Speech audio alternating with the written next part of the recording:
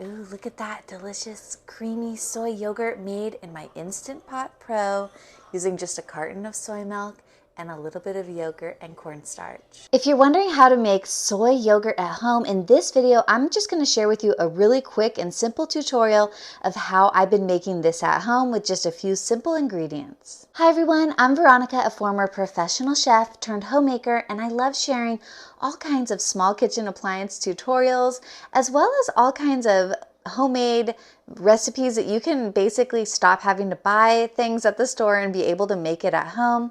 I love sharing all kinds of non-dairy recipes, so that's why today I'm sharing with you my delicious organic homemade soy yogurt.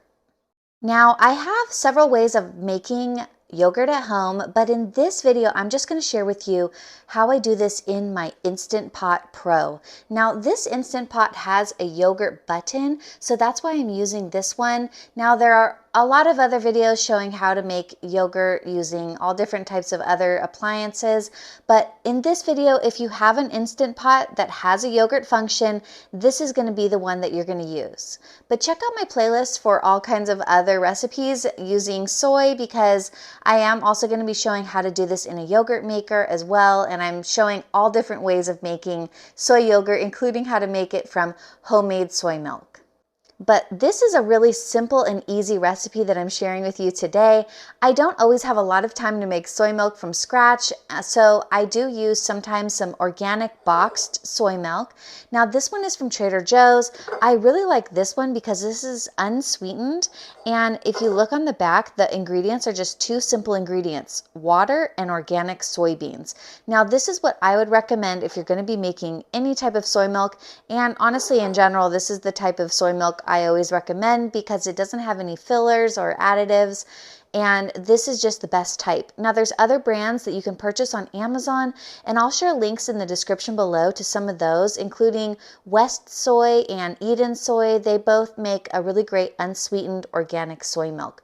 But we're just going to go ahead and use 1 carton, which is equal to 4 cups of soy milk.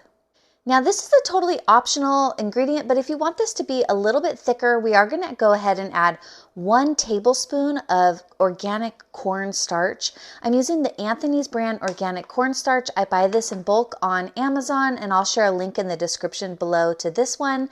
You don't have to use cornstarch, and you can also use something else like tapioca starch or even potato starch, but this one I found to yield the best results is the cornstarch. Now for this recipe, like I said, this is a really super simple, easy recipe, okay?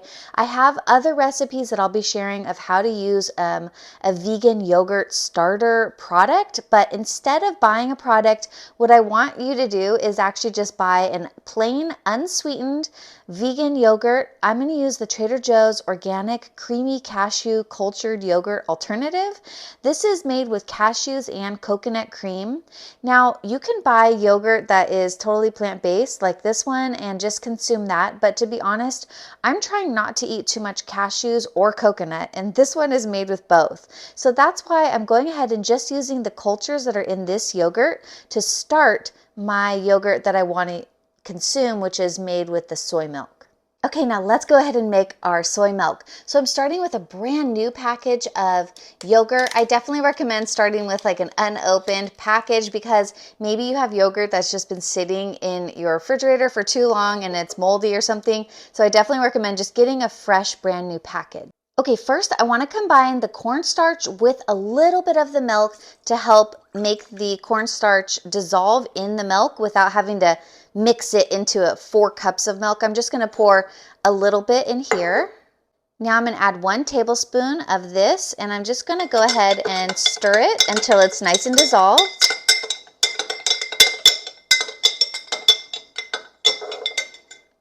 Okay, now I'm just going to go ahead and add about 2 tablespoons of this yogurt.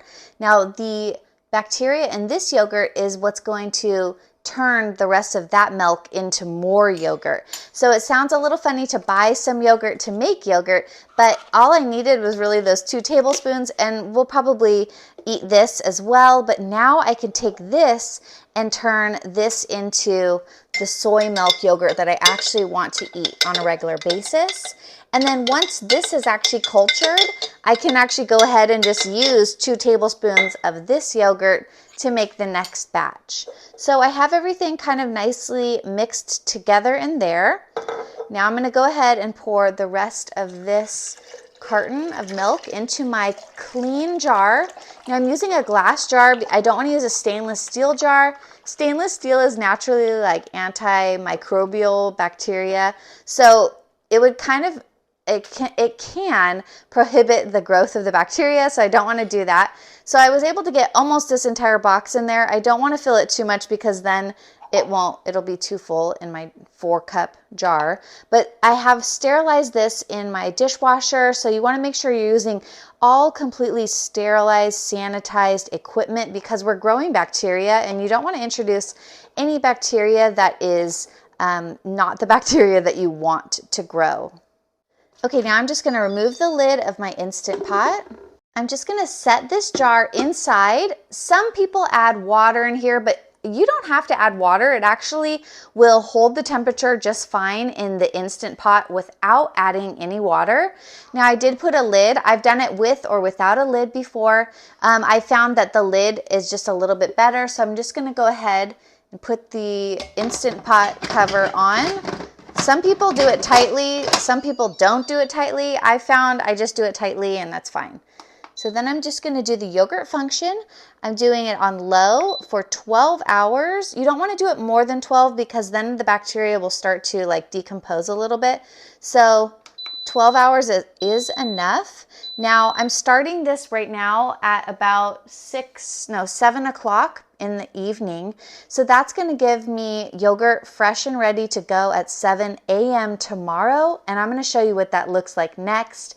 You can eat it straight out of the Instant Pot, but if you want to set it up and make it thicker, you can go ahead and put it into the refrigerator to chill. And then you can also strain it to make like Greek yogurt, but I'll talk more about that after this is done. So we'll see you in the morning. Okay, it's been 12 hours and our yogurt has fully set. Look how delicious this looks.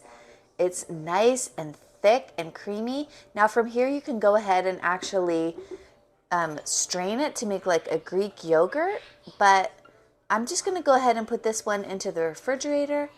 Ooh, look at that delicious creamy soy milk made from a carton of soy milk and a little bit of yogurt. Yum. Well, I hope that you enjoyed this video. Thank you so much for watching. Be sure to like this video and subscribe to my channel for even more yogurt tutorials. I just bought a yogurt maker and I'm so excited to share all kinds of dairy-free yogurt recipes and tutorials. Well, I hope you have a great rest of your day. I'll see you in the next one. Bye.